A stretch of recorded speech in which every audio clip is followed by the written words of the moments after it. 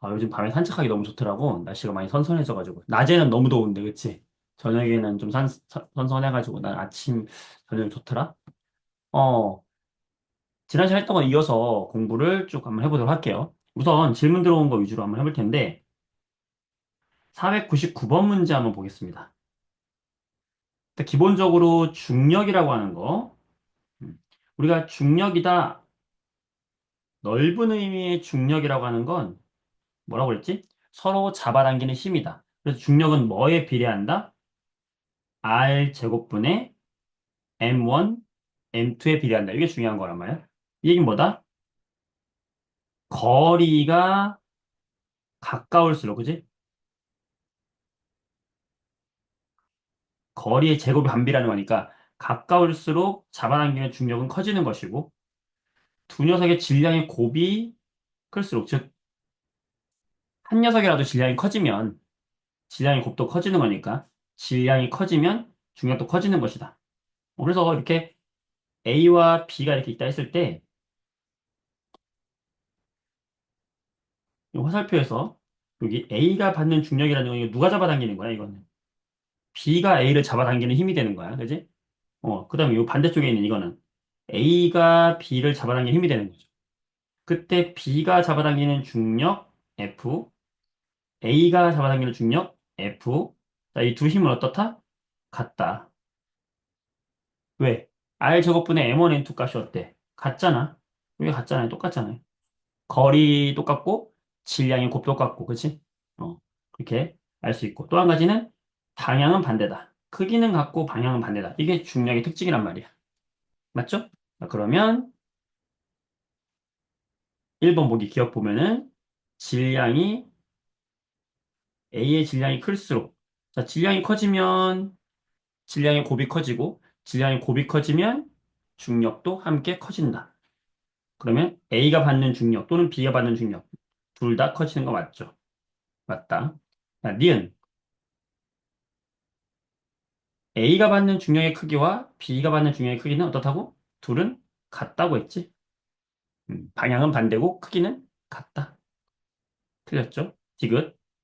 A와 B 사이가 멀어지면, 자, 거리가 멀어진대? 그럼 거리가 멀어지면 중력은 어떻게 돼? 작아지겠지? 음. B가 받는 중력이 또 작아지고 A가 받는 중력도 함께 작아지는 게 되겠지. 따라서 기억과 디귿이 맞는 거죠. 됐을까? 오케이. 자, 그 다음에 숙제 됐던 것 중에 마지막 파트에 있는 535번을 볼게. 자, 535번을 보자. 음. 자, 우리가 힘과 운동의 관계를 잘 알아야 되는데, 요 힘 F라고 하는 것이 작용하지 않을 때, 힘이 작용하지 않는다.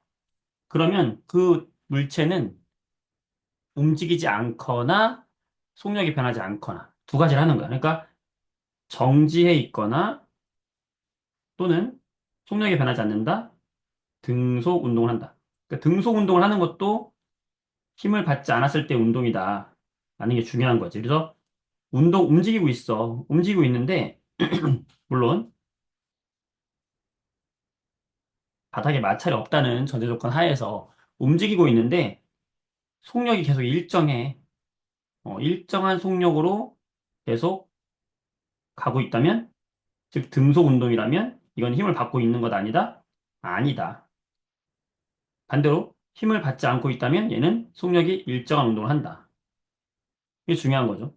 두 번째, 만약에 힘이 작용한다.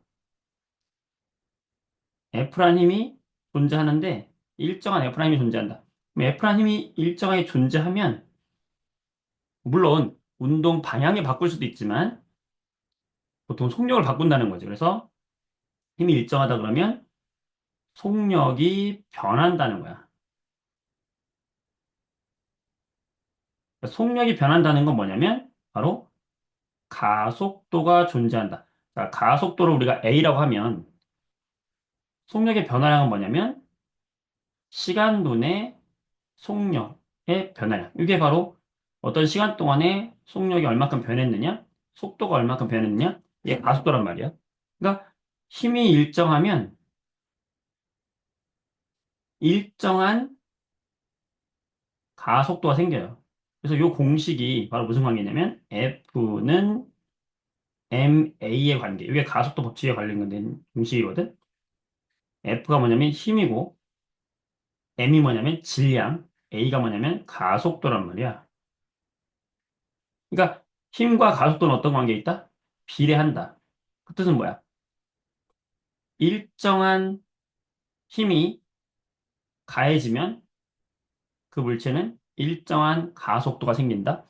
일정한 가속도가 생긴다는 건 속력이 일정하게 증가하거나 일정하게 감소한다. 그래서 아래로 떨어지는 이런 운동 같은 경우에 속력이 일정하게 증가하지, 그치? 속력이 일정하게 증가하고 그래프로 표현하면은 시간분의 속력 그래프가 어떻게 되겠어? 속력 일정하게 증가한다. 어. 자이나카하는 이 운동에서 속력 일정하게 증가하는 이 녀석은 1초마다 속력이 9.8씩 증가해. 그래서 2초가 되면은 속력이 얼마가 되는 거야? 19.6이 되는 거야. 그치? 여기까지 되죠? 여기까지 되지? 자, 이거를 우리가 할 수 있고, 그 다음에 이 기울기. 시간과 속력 그래프에서 기울기는 시간분의 속력이니까, 결국에 이게 뭐야? 가속도란 말이야. 기울기가 가속도야. 그럼 여기서 지금 기울기가 얼마야? 9.8이죠. 이게 뭐야? 가속도지. 자유낙하하는 운동에서의 시간 속력 그래프는 이렇게 나오는 거야. 자, 이걸 좀 더 확장을 한번 해볼게요. 자, 한 가지 이 535번 하기 위해서 우리가 이제 좀 심화적으로 알아야 될 내용을 하나 더 추가를 한번 해볼게요. 자, 자유낙하 운동을 좀 추가 한번 해보자.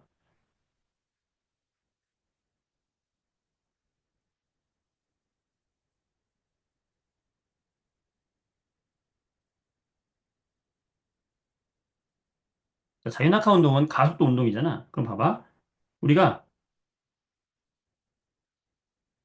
시간에 따라서 자유낙하 운동은 속력이 어떻게 돼?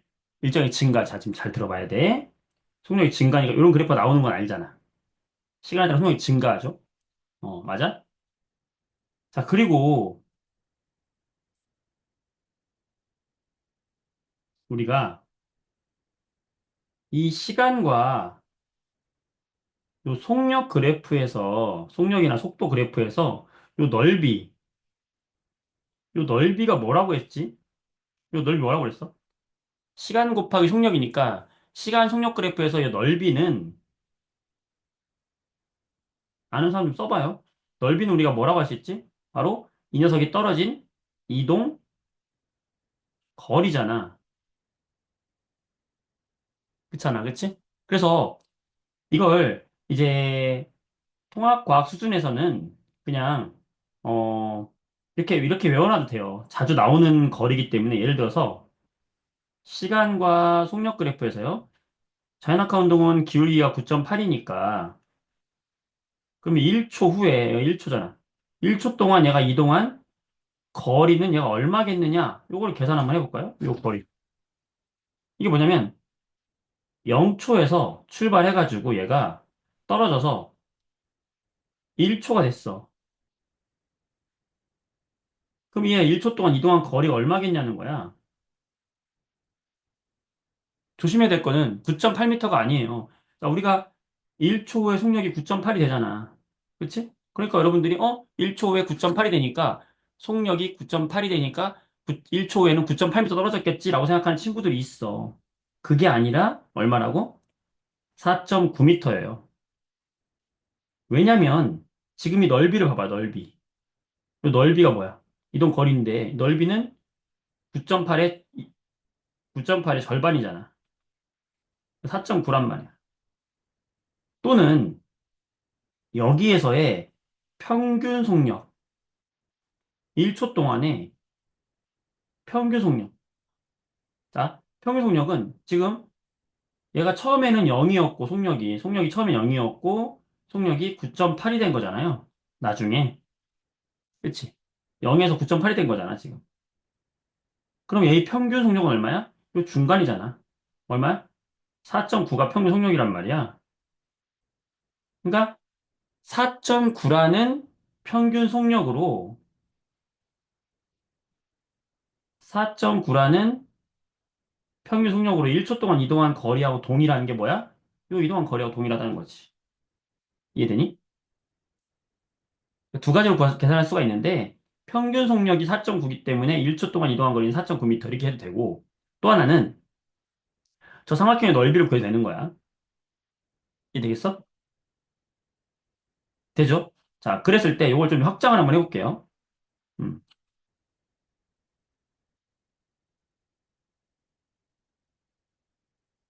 그래서 자주 나오는 그 넓이가 이걸 외워두면 좋거든. 왜 그러냐면 당연한 얘기이기 때문에 자, 보자. 시간과 속력 그래프에서 자유낙하하는 운동의 1초 동안에 얘의 속력은 9.8이 증가했고 2초 동안에 얘의 속력은 2초가 되면 얼마가 돼? 9.8이 또 증가하니까 19.6으로 속력이 증가하잖아요. 자, 그랬을 때 얘가 1초 동안 이동한 거리가 얼마였어? 4.9m였잖아요. 요 넓이가 4.9였잖아. 요 넓이가. 그지? 자, 그러면 요 2초라고 하는 건요. 요런 4.9가 세 칸이 있는 거야. 맞아요? 그러면 2초 동안에 이동한 총 거리는 얼마냐? 2초 동안 이동한 총 거리. 요 삼각형 넓일 거 아니야, 2초 동안. 얼마가 돼? 그러니까 1초 후에 얘가 떨어진 낙하 거리는 4.9m가 되는 거고, 2초 후에 떨어진 낙하 거리는 19.6m가 되는 거예요. 요걸 알아두면, 요거 외워두면 되게 편하단 말이에요. 1초 후, 2초가 잘 나오기 때문에. 1초 후에 4.9m 떨어졌고, 2초 후에 19.6m 떨어졌단 말이야. 이해돼요? 이해되겠어? 자, 그 다음에 이걸 좀 더 확장해서 우리가 고등 물리과정까지 접목을 시켜보면은, 봐봐. 자, 똑같은 그래프인데요.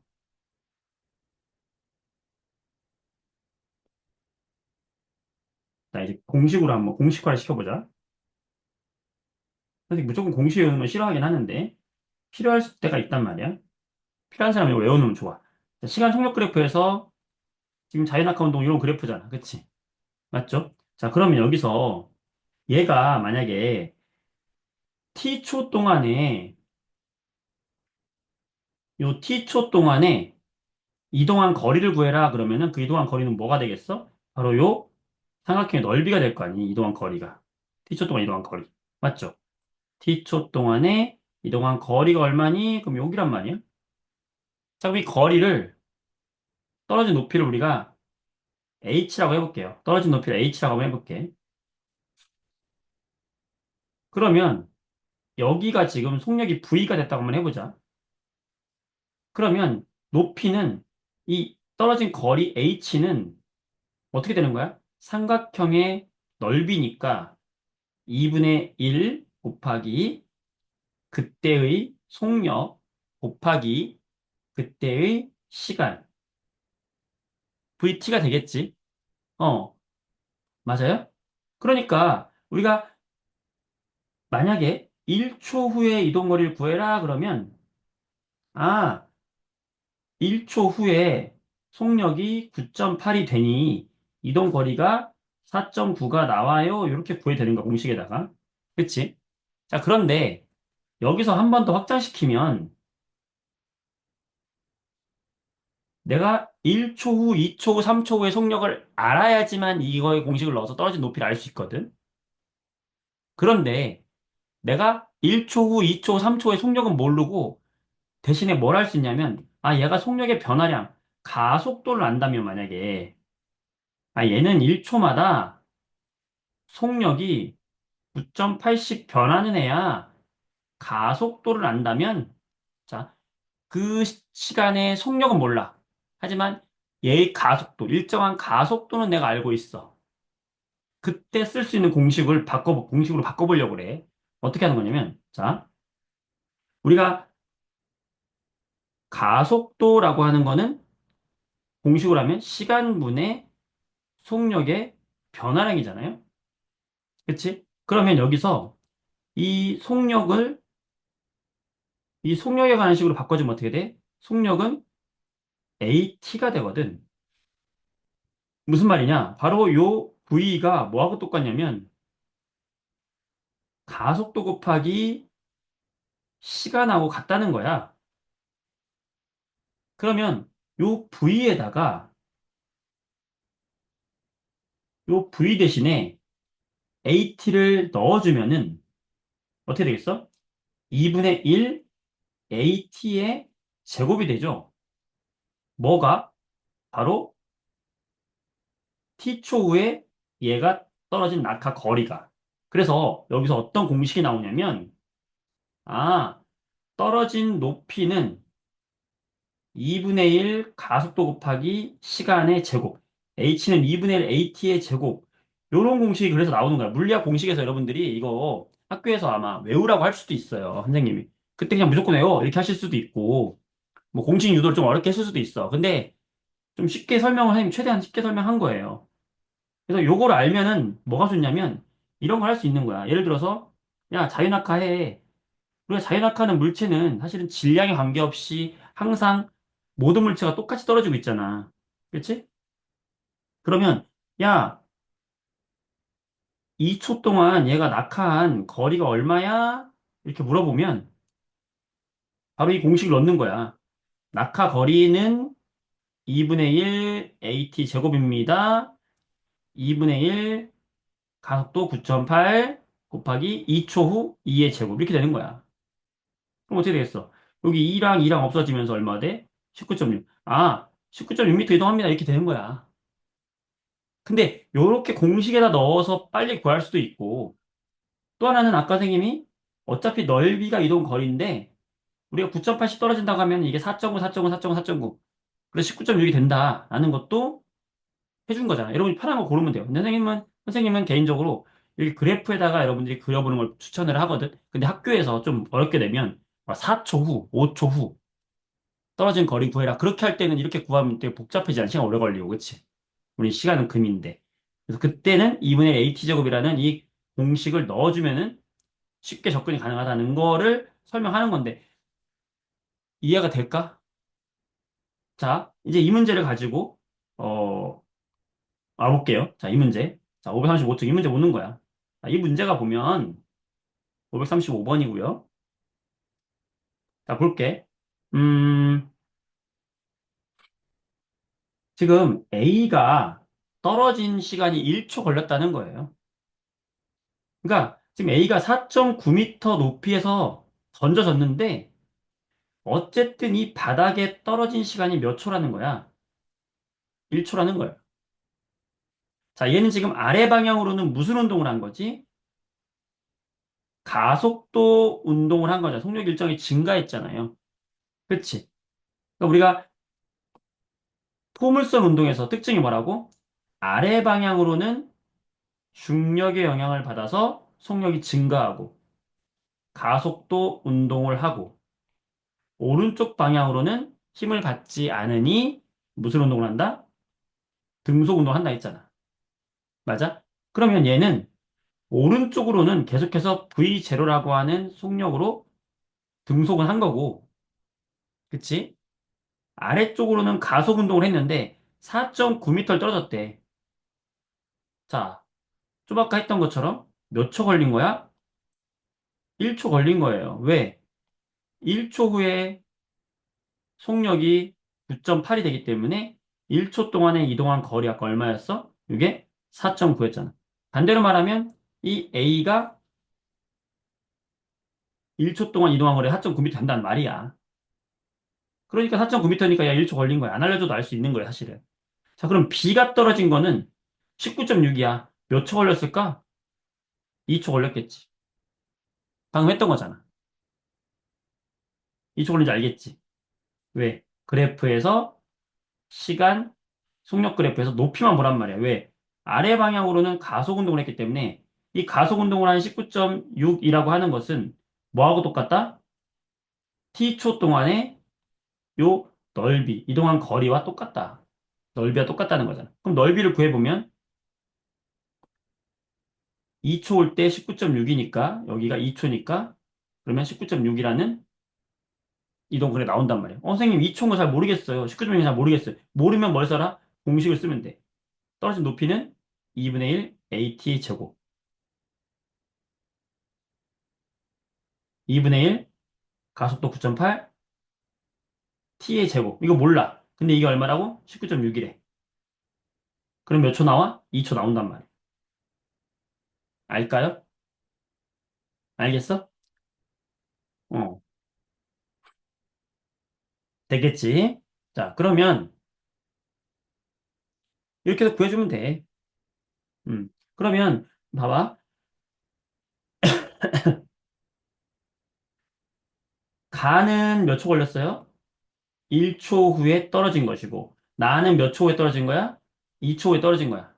근데 여기서 이제 이거 지워볼게. 나머지 다 필요 없죠? 자, 지워봅니다. 지금 뭘 구하라는 거야? L1분의 L2. L1분의 L2 구하라는 거야. 이게 몇 대 몇이냐고 구하라는 거예요. 근데 지금 속력이 옆으로 등속인데 얘는 V0로 갔고 B는 그의 두 배로 갔다는 거야. 쉽게 말하면 얘는 1m per sec로 갔고 얘는 2m per sec로 갔다 생각해봐. 속력이 등속으로. 근데 얘는 1초 동안에 이동했고 얘는 2초 동안 이동했다 생각해봐. 그러면 얘는 몇 미터 이동해? 1m 이동하고 B는 몇 미터 이동해? 4m 이동할 거 아니에요. 1대 4지. 될까요? 할 수 있겠어요? 할 수 있지. 자, 좋아. 자, 532번 간단하게 넘어가. 나머지 문제는 간단하게 여기 532, 533, 534번 간단하게 풀고 넘어갈 건데 자, 요거는 532번이거든. 여기서 어, 질량 5kg짜리가 4m per sec로 오른쪽으로 던졌대요. 자, 오른쪽으로 가는 건 얘는 무슨 운동이다? 등속으로 가죠, 오른쪽으로는. 자, 아래 방향으로 뭐야? 가속을 받으면서 자유낙하 운동을 하는 거지. 그때 힌트가 뭐냐면, 요 지면까지 떨어질 때까지 걸린 시간이 몇 초 걸렸다? 3초 걸렸다고 했어요. 그 다음에 이 거리, 요 Q까지 간 거리와 여기서 지면까지 떨어진 거리가 Q까지가 3분의 2를 왔다고 했으니까 여기가 지금 2대 1의 거리를 가지고 있는 거예요. 요거에 이제 힌트로 이제 위에서 준 거예요, 문제에서. 그치? 자, 그러면 옆으로는 무슨 운동을 했을 텐데? 등속 운동을 했을 텐데. 3초 동안 등속 운동에 떨어졌다고 하니까 4m per sec의 속력으로 3초 동안 이동을 했으니 총 이동한 거리는 몇 미터가 될 것이다? 4, 3, 12m가 될 것이고 그 12m를 3등분해서 2대 1로 나눠주게 되면 8m와 4m가 되겠지. 그러니까 따라서 R은 8m가 되는 거고요. 그치? 어. 이 문제 답을 보면 되는 거지. 그래서 R은 8m다. 그 다음에 Q에서 연직 방향의 속력. 아래 방향으로의 속력을 말하는 건데, 지금 Q는 그럼 몇 초 걸린 몇 초 걸린 거야? 2초 걸린 거잖아. 등속으로 지금 3분의 2를 왔으니 3초 중에서 2초까지만 온 게 Q 테니까 2초 동안 떨어지는 속력은 9.8씩 두 번 증가했으니까 19.6이 됐겠죠? 틀렸고. 디귿. 자, 질량을 바꿔도 떨어지는 거리는 동일하다고 그랬죠. 등속으로 가는 건 동일하니까 틀렸고. 리을. 어, 자, 던진 순간으로부터 0.5초가 지났을 때 연직 방향의 속력. 자, 1초 후에 9.8이 되니까 0.5초 후면은 그거의 절반인 4.9m per sec가 될 것이고, 연직 방향, 아래 방향으로는. 그 다음에 옆에 방향으로는 4m per sec 등속 안 바뀌니까 연직 방향의 속력이 더 크다. 맞죠? 기억과 리을 되는 거야. 됐지? 자, 잘 듣고 있는 거지? 여러분들? 자, 533번. 자, A는 포물선 던지고 B는 자유낙하 했어요. 자, 그런데 둘 다 포물선이든 자유낙하 운동이든 아래로 떨어지는 가속도는 어떻다? 둘이 같다 그랬어. 그러면 항상 얘들은 부딪히게 되어 있어요. 그치? A를 좀 세게 던지면 좀 빨리 부딪히는 거고, A를 느리게 던지면 좀 늦게 부딪히는 거지. 왜냐면 동일한 시간 동안 떨어진 거리가 항상 똑같기 때문에. 아래 방향으로. 그래서 같은 높이에서 떨어지면 무조건 부딪히게 되어 있다. 그래서 이 속력을 구해라. A를 V의 속력으로 던졌어. 그랬더니 1초 후에 만났어. 거리가 10m래. 그러면 1초 후에 만났는데 A가 10m 이동해야 돼. 그럼 A의 속력은 얼마가 되는 거야? 10m/s가 되는 거죠. 그 다음, V가 커지면, 자, 커지면 좀 빨리 만나는 거죠. 충돌합니다. 그래서 3번, 질량이 커졌어도 질량과는 관계없이 아래로 떨어지는 속도는 동일하니까 항상 매 순간 충돌한단 말이에요. 넘어갑니다. 자, 534번. 지금 A하고 B를 던졌는데 지금은 높이가 달라요. 달라. 그런데 수평 방향으로 던졌는데 지금 같은 지점에 떨어졌대요. 일단 이거야. 자, 그럼 보자. 옆으로 안 던지고 A를 위에서 놓고 B를 아래에서 놨으면 누가 더 빨리 지면에 닿겠어요? 누가 더 빨리 지면에 닿겠어? 당연히 B가 더 빨리 떨어지지 않겠어요? 더 낮은 곳에 있으니까. 왜? 아래 방향으로의 속력의 변화량은 동일한데 B가 더 아래 있으니까 B가 더 빨리 도달하지. 다른 높이에 있으면 맞지? 어. 그러면 예를 들어서 B가 떨어진 시간이 1초라고 한번 해봐. A가 떨어진 시간이 2초라고 한번 해봐. 예를 들어봐. 그런데 지금 같은 거리만큼 와서 떨어져야 돼. 그럼 A는 2초 동안 날아간 거야.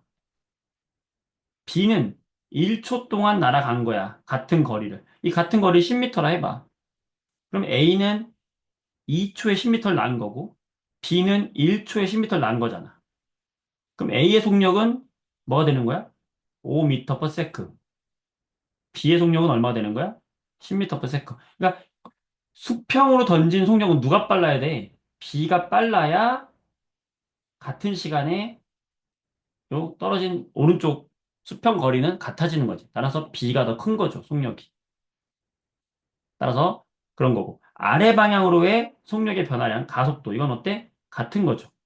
9.8로 같은 거고, 동시에 도달하지 않죠, 수평면에. 왜 동시에 안 도달해? 수직으로 떨어지는 시간이 다르면 수평에 떨어지는 시간 달라지는 거지. 속력은 같지 않죠. 오른쪽 던진 건 B가 더 크지. 이렇게 해서 정리가 됐어요. 됐을까? 이렇게 넘어갈게요, 이제. 나머지 문제들을 여러분이 풀어보시면 되겠습니다. 넘어가 되겠어? 자, 지금까지 한 거 몇 퍼센트 이해됐는지 써주세요. 몇 퍼센트 이해됩니까? 자, 이제 자연학과 포물선 운동과 자연학과 운동 어느 정도 이해됐을 것 같은데 몇 퍼센트 이해됩니까? 써보세요. 음, 몇 퍼센트 이해되는지 써줘. 선생님이 좀 보게. 그래요. 80% 이상이면 여러분들이 남은 시험 기간에 더 열심히 공부하면 될 것 같아요. 자, 142쪽을 보세요. 할 수 있어요, 여러분들. 할 수 있다. 문제 많이 풀어봐야 돼. 문제를 많이 풀어봐야 돼. 관성. 자, 관성이라는 건 현재의 운동 상태를 유지하려는 성질이야. 현재를 유지하려는 성질. 그러면 운동 상태가 어떤 운동 상태냐? 바로 정지되어 있는 물체는 그냥 정지해 있으려고 하고 등속 운동하는 애는 계속해서 등속 운동하려는 성질이야. 그러니까 관성이라는 건 정지되어 있거나 등속이 되어 있는 곳에서의 성질을 얘기하는 거야. 그래서 이런 여러 가지 성질들이 관성이죠.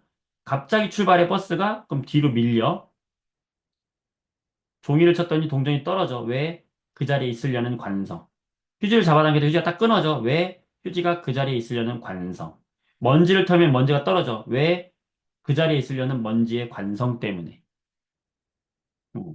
그래서 이런 현상들이 바로 관성이다. 관성에서는 특징이 질량이 클수록 관성이 커져요. 그 관성과 질량은 비례하는 거야. 질량이 큰 물체를 멈춰 있는 물체를 움직이기 힘든 거고, 움직이고 있는 물체를 멈추기 힘든 거예요. 당연한 얘기겠지. 그래서 질량이 큰 물체일수록 관성이 크다라는 거. 여기까지 어려운 내용 아닙니다. 그 다음, 운동량.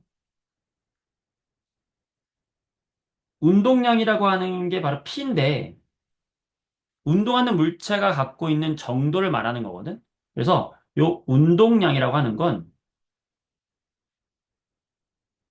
어떻게 구하냐면 질량 곱하기 속력으로 운동하고 있는 녀석의 운동량을 구해요. 예를 들어서 질량이 100kg인 자동차가 10m/s 속력으로 달리고 있다. 그럼 이 자동차 가지고 있는 운동량은 얼마냐? P는 질량 곱하기 속력, 킬로그램 단위거든. 100 곱하기 속력, 미터/s 단위거든. 10, 그럼 얼마야? 1000이죠? 이게 바로 이게 운동량이 되는 거야. 단위는 뭐가 되냐면 킬로그램, 100kg 곱하기 미터/s니까 그냥 그대로 곱해주면 되는 거야. 킬로그램, 미터/s. 요게 단위가 되는 거야. 이게 바로 운동량의 단위가 되는 거야. 구할 수 있지? 오케이. 이게 바로 운동량이야. 자, 553번 보세요. 552번, 2번 보세요. 자, 이 문제 보자. 552번 봤니? 자, 얘의 운동량을 구하세요. 자, 단위 일단 대충 보시면, 대충 봐요. 그냥 단위. 운동량 P는 공식 외워줘야 돼. 질량 곱하기 속력. 요 공식 외워줘야 돼. 운동량은 질량 곱하기 속력이다. 대신 조심할 건 킬로그램 질량이다. 자, 150g은 몇 킬로그램이야? 0.15kg이잖아. 그러면 0.15kg 곱하기 속력. 미터 퍼 세크 속력 넣어주면 되는 거야. 20m per sec. 이렇게 해주면 되는 거예요. 그 얼마야? 3이 되는 거죠, 운동량. 운동량은 얼마다? 3이야. 단위는 그냥 그 곱한 단위 그냥 그대로 가져오면 되는 거야. 킬로그램 썼잖아. 그 다음 뭐 썼어? 미터 퍼 세크 썼잖아. 이게 운동량이 단위 되는 거야. 되지? 553번 보세요. 자, 운동량을 비교해보자. 비교하면 돼. 근데 중요한 건 얘는 g으로 나왔고 볼링공은 킬로그램으로 나왔으니까 단위만 통일해주면 되는 거죠. 음. 얘를 킬로그램 바꾸면 0.05kg, 얘는 0.15kg. 이렇게 해서 질량 곱하기 속력, 질량 곱하기 속력, 질량 곱하기 속력. 그거 해서 뭘 구하면 돼? 얘들의 운동량을 비교해주면 되는 거예요. 운동량 알겠어? 운동량은 그러니까 P는 mv, 운동량 P는 질량 곱하기 속력이다. 자, P가 뭐의 약자인지 궁금할 텐데, 우리가 운동하는 거를 표현한 사실은 그 영어랑 요 P랑 관련이 없어요. 이건 라틴어에서 왔다는 소리도 있고, 너무 우리가 쓰는 운동량, 이렇게 뭐 F, A, M 이런 단위가 너무 많다 보니까, 거기 중에 없는 걸 그냥 가져온 거라는 말도 있어요. 그냥 이거는 크게 의미 두지 말고, 그냥, 운동량은 P다. 라는 걸 알아두고, 운동하는 물질의 양, 운동량은 어떻게 구한다? 질량 곱하기 속력으로 구한다. 되겠지? 오케이. 자, 그 다음에, 다시 돌아와서, 143쪽 다시 보세요. 자, 두 번째, 충격량이나 충격량. 143쪽에 보면 충격량이 나오는데,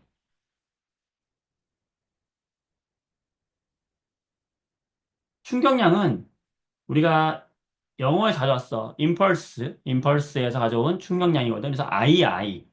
이 충격량은 뭐냐면, 어떤 공이 있는데, 예를 들어서 공한테 내가 배트로 공을 탕 쳤어. 그럼 이 공이 충격을 받잖아? 그 충격의 정도, 받은 충격의 정도를 뭐라고 한다? 충격량이라고 하는 거야. 그러면 우리가 그 녀석이 받은 충격의 정도는 어떤 것에 비례하냐면 얼만큼 큰 힘으로 쳤니. 그래서 충격량은 바로 힘에 비례하는 거죠, 힘. 그리고 너 이 힘으로 얼마 동안 맞닿아 있었니? 얼마 동안 맞닿아 있었니? 그래서 시간, 몇 초 동안 이 힘으로 얘를 치고 있었니? 이게 충격량을 정해주는 단위이기 때문에 힘은 F, 시간은 T인데 몇 초 동안이기 때문에 델타 T를 써요.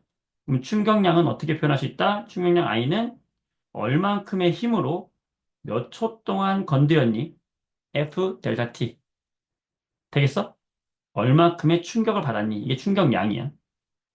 어. 그럼 예를 들어서 이 공한테 내가 100뉴턴의 힘으로 이 공을 1초 동안 쳤다. 라고 보면 공이 받은 충격량은 얼마다? 100뉴턴 곱하기 1초. 그럼 얼마예요? 100이 되겠지? 단위 뭐가 될까? 그냥 단위 곱해주면 되는 거야. 뉴턴 단위 썼고 초 단위 썼으니까 뉴턴 세크. 이게 바로 충격량의 단위예요. 자, 그런데 여기서 정말 중요한 게 뭐냐면 중요한 게 여기서 나오는 거야. 봐봐. 방금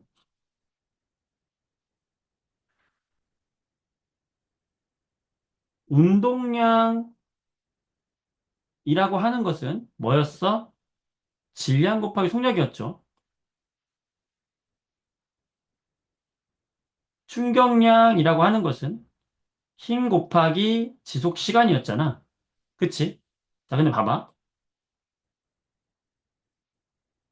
어떤 공이 질량이 1kg이었고 이 공이 처음에 멈춰 있었어. 그런데 내가 이 공을 밀었어. 얼마의 힘으로 밀었냐면은 10뉴턴의 힘으로 밀었어. 몇 초 동안 밀었냐면은 1초 동안 얘를 밀었다고 생각해봐. 그러면 이 공의 처음 운동량은 얼마일까요? 처음 운동량은 질량 곱하기 속력. 속력이 0이니까 처음 운동량 얼마야? 0이죠. 이 공은 처음에 운동량은 어땠다? 없었다. 그런데 내가 얘를 뒤에서 밀어주면 어떻게 되겠어? 이 공은 움직이겠지.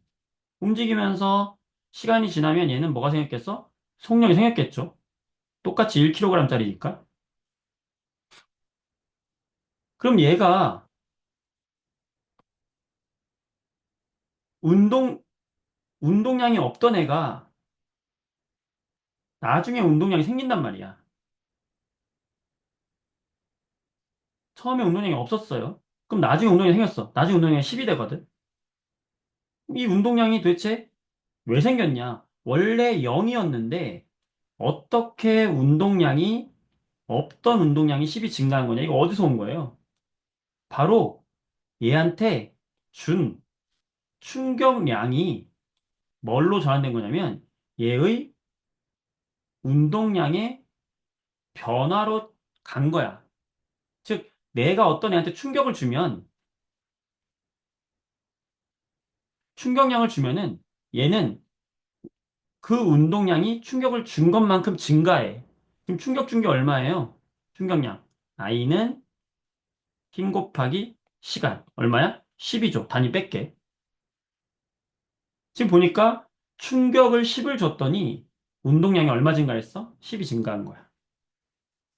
선생님, 단위가 다른데 어떻게 얘가 충격을 받은 만큼 그대로 운동량이 그 수치값이 10이라는 충격량을 줬더니 운동량이 10만큼 어떻게 증가했습니까? 어떻게 이렇게 동일한 숫자로 증가할 수 있나요? 이게 중요한 거야. 둘의 단위가 같아요. 에? 같다고요? 안 같잖아요. 선생님, 이게 왜 같아요? 같아. 자, 봐봐. 우리가 운동량의 단위는 뭐냐면 질량 킬로그램, 속력, 속도, 미터 퍼 세크. 이게 바로 운동량의 단위죠. 충격량은 힘 뉴턴, 초, 시간. 이게 충격량의 단위죠. 지금 보면 둘의 단위는 같지 않죠. 둘의 단위가 같지 않으면 그대로 이 숫자를 그대로 갖다 쓸 수가 없어요. 근데 둘의 단위가 같으면 그대로 갖다 쓸 수 있어. 둘의 단위는 같아요. 왜냐면 얘를 약간 변형해 주면 돼. 자, 이 뉴턴이라는 게 힘이잖아, 힘. 우리가 힘은 아까 F는 가속도 법칙, ma라고 했던 거 기억나죠? 그러면 요 F라고 하는 뉴턴이라는 단위는 뭐하고 똑같냐면 질량 곱하기 가속도 미터 퍼 세크 제곱하고 같은 거예요. 그 얘기는 뭐다?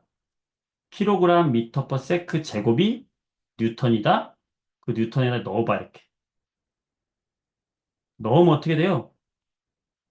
요 뉴턴 곱하기 세크가 킬로그램 미터 퍼 세크 제곱으로 바뀌고 거기에 세크잖아. 그럼 어떻게 돼? 요 세크 없어지죠. 그럼 뭐야? 킬로그램 미터 퍼 세크. 와우, 어떻게 돼? 같아졌네? 미쳤다리? 같단 말이야. 같다는 건 뭐다? 충격을 준 만큼 운동량으로 갔을 때 그 숫자가 그대로 간다는 거예요. 이게 핵심이야. 되겠어? 자, 예를 들어 볼게요.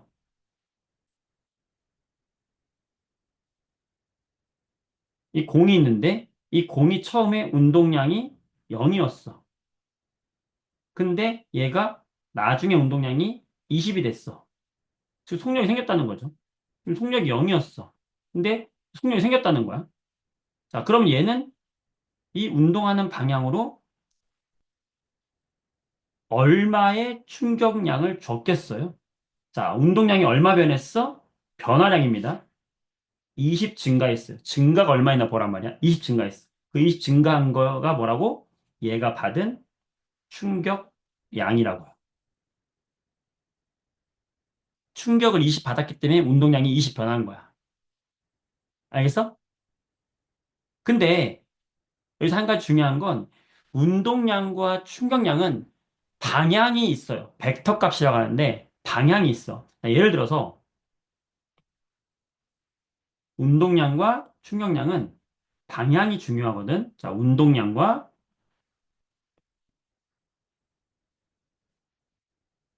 충격량은 방향이 있어요.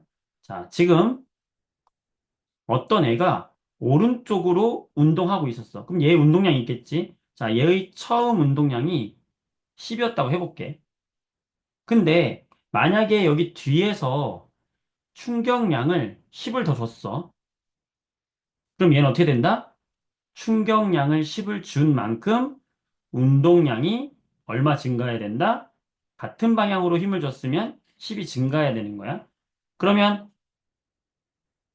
처음에 운동량이 10이었으니까 요 나중 운동량은 얼마가 된다? 여기에서 10이 증가하는 거야. 그럼 얼마가 되는 거야? 20이 되는 거야. 이해되지? 방금 했던 거잖아. 근데 반대로 오른쪽으로 운동하고 있어서 얘 운동량이 10이었어. 근데 요 반대 방향으로 힘을 줬어. 즉 충격을 줬단 말이야. 반대 방향으로 충격을 준 게 10이야. 왼쪽 방향으로. 그러면 얘는 나는 오른쪽으로 10이라는 운동량을 가지고 왔는데 지금 왼쪽으로 10이라는 충격량을 줬다는 거야. 그러면 운동량의 변화량이 오른쪽 방향을 내가 플러스 10이라고 하면 변화량이 얼마가 되는 거냐면 반대 방향으로 10이기 때문에 마이너스 10이 되는 거야. 즉 12 운동량이 상쇄되는 거죠. 그래서 나중에 운동량이 얼마가 되는 거냐면 0이 되는 거야. 멈춘다는 거죠. 이해되겠어? 오른쪽으로 10으로 가는 애한테 왼쪽으로 충격을 10을 주면 얘는 멈춘다는 거야. 이해되지? 자, 그럼 이번에 반대로 이번에 하나 더 추가하면 반대가 아니라 하나 더 추가하면 자, 이번에는 오른쪽으로 운동량이 10이라는 운동량으로 잘 가고 있는 애가 벽과 부딪혔어요. 빵 하고 부딪혔어. 벽과. 벽하고 탕 부딪히고 나서 얘가 요 반대 방향으로 튕겨 나왔어. 반대 방향으로 튕겨 나왔을 때 얘의 운동량이 20이었어. 그러면 이 벽으로부터 얘가 받은 충격량 I는 얼마냐? 라고 생각을 해보면, 자, 부호를 가지고 생각해보면 편해요. 오른쪽으로 가는 걸 플러스라고 해보면, 나는 지금 플러스 10이라는 운동량으로 가고 있었어. 오른쪽으로 10이라고 가고 있었어. 오른쪽으로 10만큼 가고 있었어. 근데 부딪히고 나니까 왼쪽으로 20이 됐어. 이 얘기는 방향이 바뀌었으니까 마이너스 20이라고 부호를 바꾸면 편하겠죠. 그러면 플러스 10으로 오고 있던 애가 어쩌다가 마이너스 20이 됐을까? 라고 생각하면 얘가 왼쪽 방향으로, 즉, 마이너스 30만큼, 즉, 왼쪽으로 30만큼의 충격을 줬기 때문에 10이 상쇄되고 20이 살아서 간 거죠. 그럼 얘가 받은 충격량은 얼마다? 30이 되는 거예요. 이게 바로 운동량과 충격량의 관계야. 아름답지? 이해되지? 자, 문제 풀어볼게요.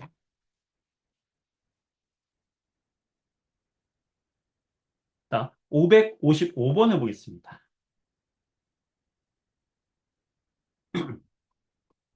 네, 문제 봐봐.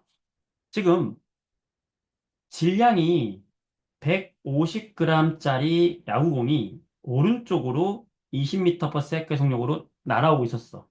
그런데 벽과 부딪히면서 반대 방향으로 10m/s 속력을 가지고 날아갔어요. 자, 그러면 어떻게 하면 되냐면 처음에 내가 오른쪽으로 가고 있을 때의 운동량이 얼마겠느냐? 처음 운동량이 얼마인가 생각해봐. 질량 곱하기 속력으로 구하면 되겠죠. 자, 질량 조심해야 될 건 150g을 킬로그램으로 바꿔주면 되는 거야. 0.15kg. 그러면 0.15kg 곱하기 속력 20m/s. 그 얼마예요?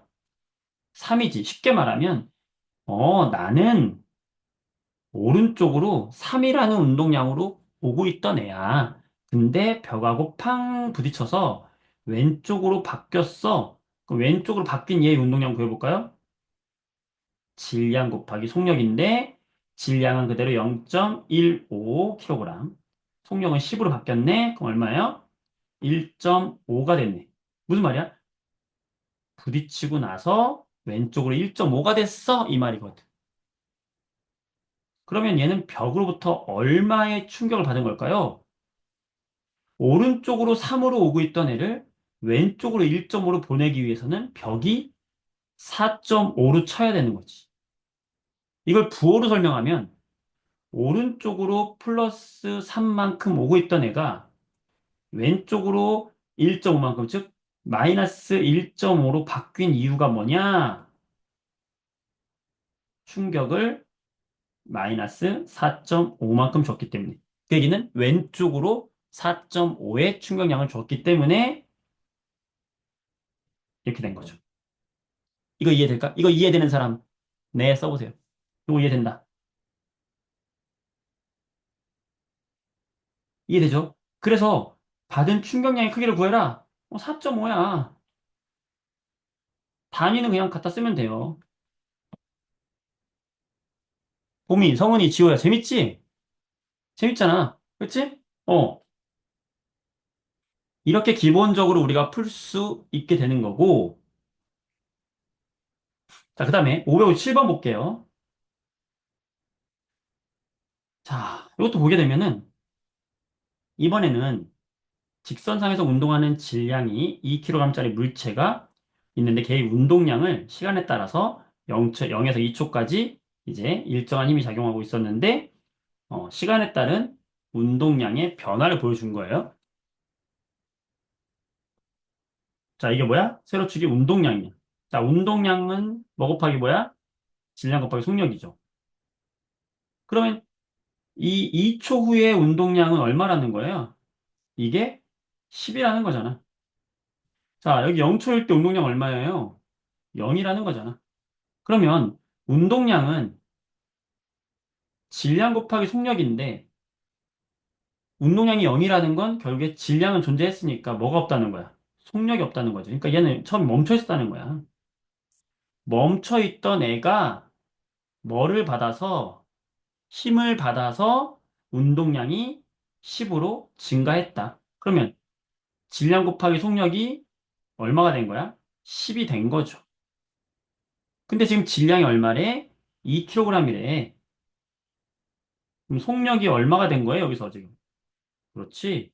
5가 된 거지. 우린 뭘 알 수 있다, 여기서? 아, 얘는 속력이 5가 됐구나라는 걸 알 수 있는 거죠. 맞아요? 그러니까 운동량을 가지고 뭘 찾아낼 수 있다? 속력을 찾아낼 수 있는 거야. MV를 통해서. 운동량을 알고, 그지? 운동량을 알고 있고, A 질량을 알고 있어. 그러면 속력 구할 수 있잖아. 그치? 그리고 또 뭐 또 할 수 있냐면, 지금 얘가 운동량의 변화량이 얼마예요? 10만큼 운동량이 증가했잖아. 이게 뭐야? 운동량의 변화량이잖아. 10만큼 왜 증가했을까? 충격량을 10만큼 받아서 그렇지. 즉, 요 10이 증가한 요 운동량의 변화량 뭐하고 똑같은 거야? 얘가 받은 충격량과 같은 거야. 즉, 이걸 요약하면 뭐다? 내가 받은 충격량은 얼마다? 10이다. 그런데 충격량은 힘 곱하기 지속 시간이잖아. 그런데 지금 2초라는 시간이 나왔으니 2초라는 시간이 2초라는 시간 동안에 지금 얘가 받은 충격량이 10이라는 거니까 뭘 찾아낼 수 있다 이제는 얘가 받은 힘도 찾아낼 수 있다는 거죠. 힘 곱하기 2초 동안 받은 힘이 곱한 게 10이 돼야 되는 거니까 얘가 받은 힘은 얼마가 되는 거야? 5뉴턴의 힘을 받은 거라는 거죠. 이렇게 우리가 찾아낼 수 있다는 거야. 되지? 자, 그러면 2초일 때 속력은 5다. 방금 했죠? 그렇다. 0에서 2초까지 충격량은 운동량이 10이 증가했으니 충격량 받은 게 10이다. 작용한 힘 충격량이 10인데 2초 동안 받은 거니까 힘은 5뉴턴이다. 이렇게 구하는 거라고. 되지? 되죠? 음, 됐어요. 자, 그러면 이제 이거를 조금 음,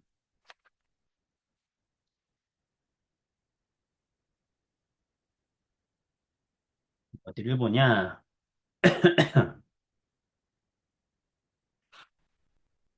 음,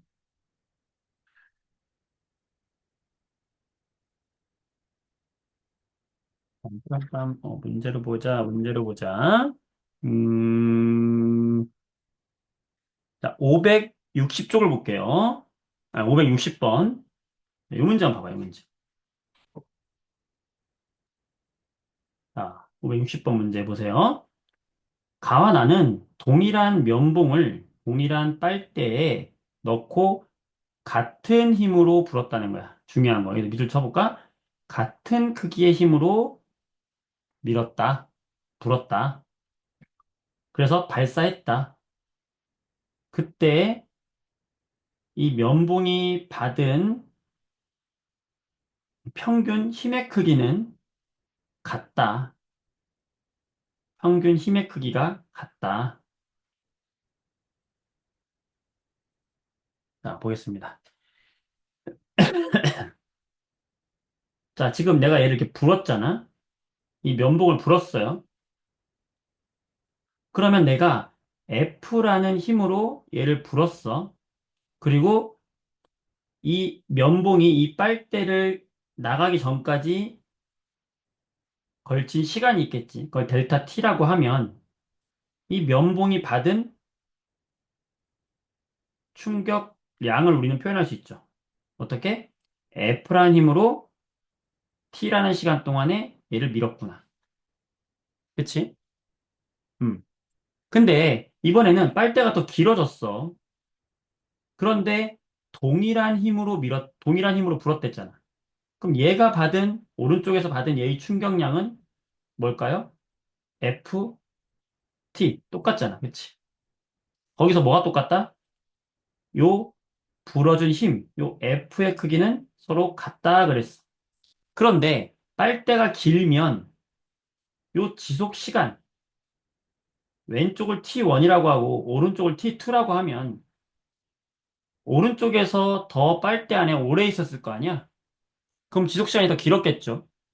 그러면 F 곱하기 지속 시간, 힘은 똑같지만 지속 시간이 길어졌으니까 요 왼쪽에 있는 가가 받은 충격량과 오른쪽에 있는 나의 면봉이 받은 충격량은 누가 더 크겠어?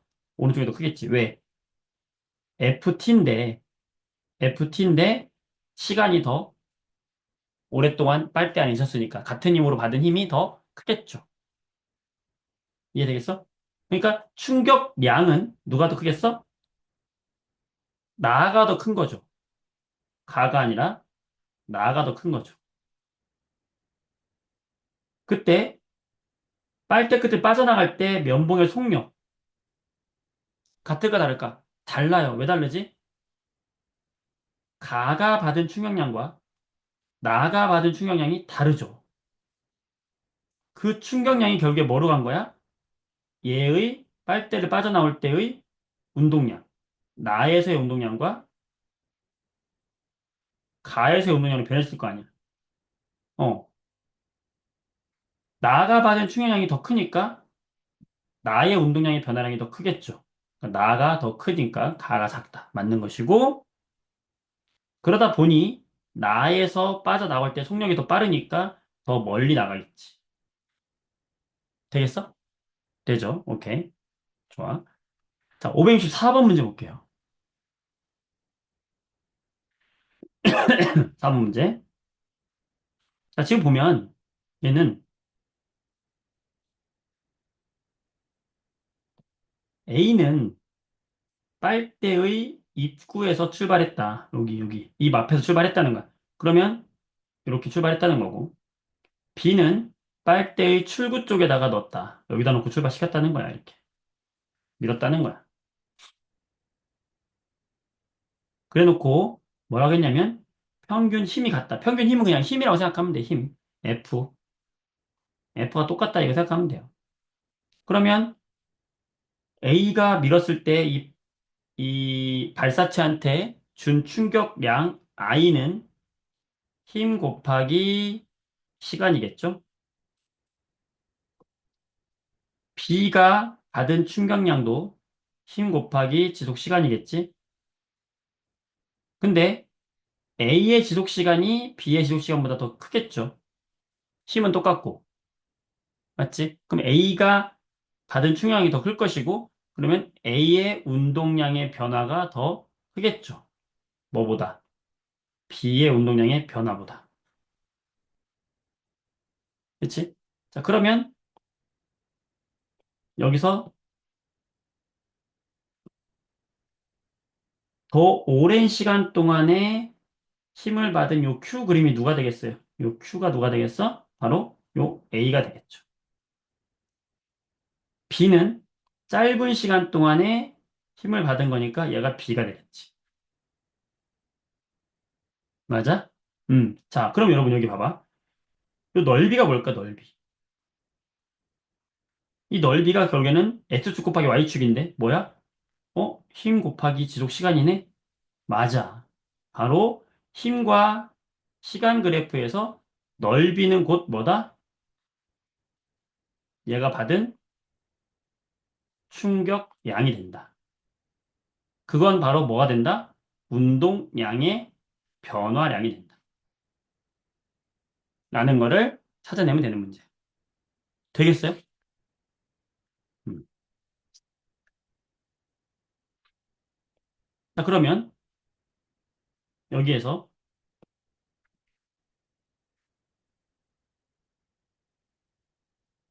요 P, 얘는 지금 시간이 T초고, Q는 시간이 4T초예요. 시간이 4배잖아. 그러면